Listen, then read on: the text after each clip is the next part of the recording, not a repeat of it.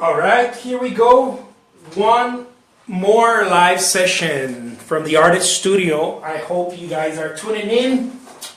And those of you who haven't been tuning in, please don't forget to share this.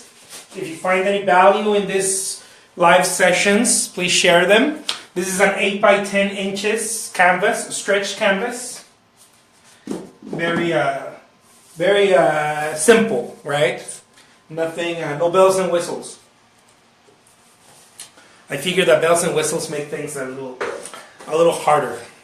What I mean by bells and whistles, I'm talking about like, you know, a special type of canvas with a special type of this and a special type of that, and coated with blah blah blah blah blah, and you know, titanium coating, and all kinds of stuff that we like to make up, right? We like to make it a little bit more, I don't know, more difficult than what it needs to be. So I will start with one of these paint brushes. Sometimes they fall apart. This one was falling apart on me. But I paint so much that I don't have I guess you would call it humor to buy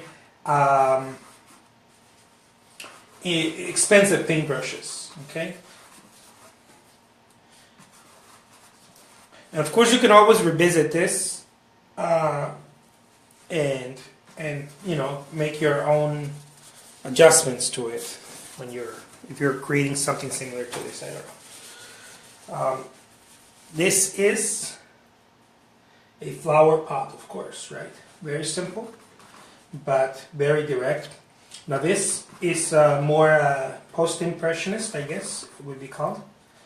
And the trick for me is to continue the rhythm of paint.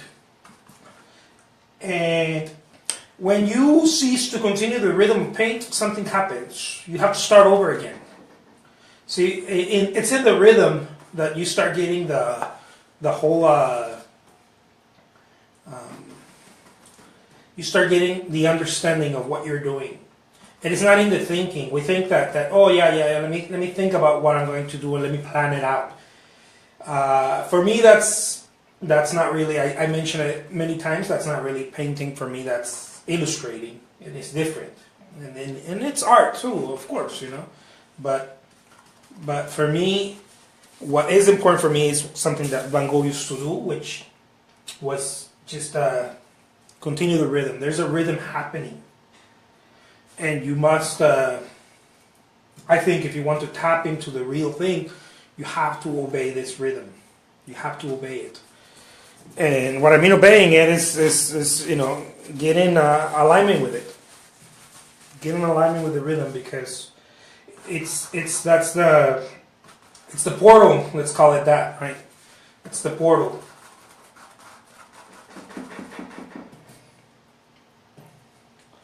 Now you notice this is a much smaller brush, and I wanted to show you that with this brush, as opposed to the larger ones where I kind of, you know, sweep, I guess, that's another way of saying, sweep the paint in there.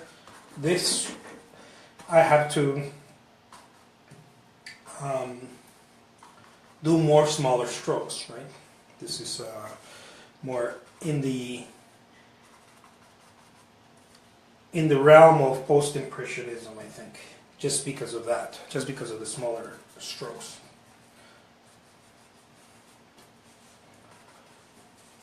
But nevertheless, it's still just as cool. Please like it, share it if you guys are... Aloha, Didi! Yes, I do stop myself from overpainting, Shanaz. I kind of feel it where I need to stop, and it usually has to do with just a practice thing. You know, there's a moment where you realize that you're overdoing it, and I think it goes back to the same thing that I talk about. Once you start overthinking it, you get to a place where you're If you get stuck in the same place, let's say that I get stuck here, right? And the whole painting, all my attention goes there. I don't know about everyone else, but I know for myself, there's something wrong happening. And what I mean wrong is not like horrifically wrong. What I mean is that now I've gone from painting to thinking. So I try to move, and that creates this sort of intelligence, I like to call it that, I don't know what else to call it, that allows you to know when you have gone beyond, when you should stop and you have trying to see the whole thing. I believe the whole thing is that if you're not careful when you're painting, you are going to start trying to please your mind, and I think that is a very difficult thing to capture. Many of us think that we are that we're trying to paint something. You know, we're like, oh, did I get the light right there? But 90% of the time, it's been my experience that is not what we're really trying to do. 90% of the time, I realize, and I'm talking about my experience, of course, right? That what's happening is that we're trying to please our thinker. So as we're doing this, we're having this narrator in our head saying, is that too blue? Is that too light? Is that too this? Is that, is that even there? It's there. We spend a lot of energy trying to please the thinker. I like to call it the thinker, right? And this thinker, it's like going on a road trip and stopping every 20 minutes to redirect yourself, or to figure out if you are going the right direction or not. And it's too soon. Every 15, 20 minutes, it's too soon. So you do want to stop and go, oh, okay, well, you do want to create that eventually. You want to, maybe when you're washing your brush, as I'm doing it right here, when I'm cleaning my brush, I look at it and I go, oh, okay, it's very quick. But you can't go, no traveler. I think it's in the book Tao Te Ching or something, where it says the best travelers don't know where they're going. I think the best painters don't know really what they're painting. It's my experience. Anyways, I'm not trying to say that it is the only way. I don't want to create that idea, but it's definitely something that you have to experience for yourself. And as we're painting, we tend to do that.